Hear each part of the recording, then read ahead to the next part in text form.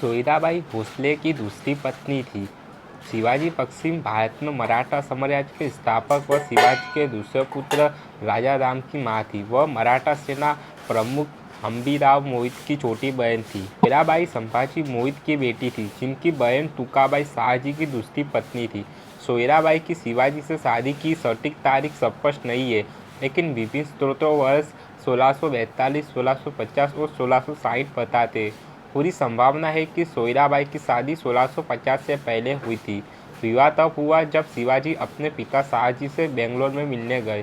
शिवाजी की सौतेली माँ और सोयराबाई की मौसी तुकाबाई ने विवाह पर जोर दिया। जीजाबाई अपनी माँ के साथ 1674 में जीजाबाई की मृत्यु के बाद सोयराबाई को शिवाजी के परिवार में और विस्तार में राजनीतिक प्रमुखता मिली। मराठा दरबार सोयराबाई ने शिवाजी को 2 बच्चे को जन्म दिया, एक बेटी बालीबाई और एक बेटा राजाराम। परमानंद जैसे समसामयिक मराठा दरबार के इतिहास बताते हैं कि शुरुआती चरणों में सोयराबाई सवर अपने बेटे राजाराम के राज्याभिषेक करने वाले दरबारी मंत्रियों के खिलाफ थी। संभाजी को गवाही देते हुए दर्ज किया गया है कि शिवाजी के मंत्री उनके खिलाफ थे। उन्होंने यह कहकर महारानी सोयराबाई के मन में जहर भर दिया कि शिवाजी के सबसे बड़े बेटे को राजगद्दी हासिल नहीं करनी चाहिए। संभाजी को इन मंत्रियों द्वारा शिवाजी की मृत्यु की सूचना नहीं दी गई थी और जब शिवाजी का अंतिम संस्कार किया गया तो वह रायगढ़ में अनुपस्थित थे। 1680 में शिवाजी की मृत्यु के बाद उन विश्वासघाती दरबारियों की मदद से सोयराबाई को अंततः उसका बेटा 10 वर्षीय राजकुमार राजाराम मिल गया।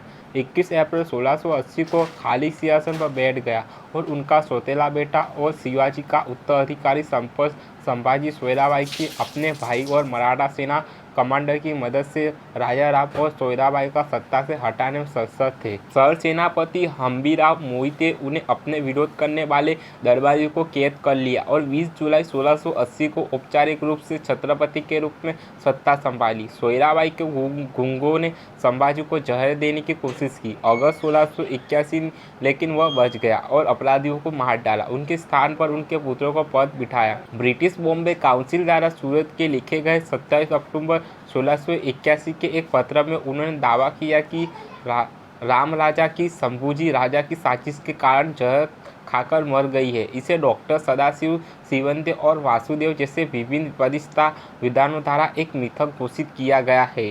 सीताराम बांद्रे क्योंकि सोयराबाई की कथित हत्या की इस तारीख के 1.5 साल बाद मृत्यु हो गई थी और छत्रपति संभाजी ने स्वयं उनका अंतिम संस्कार किया था।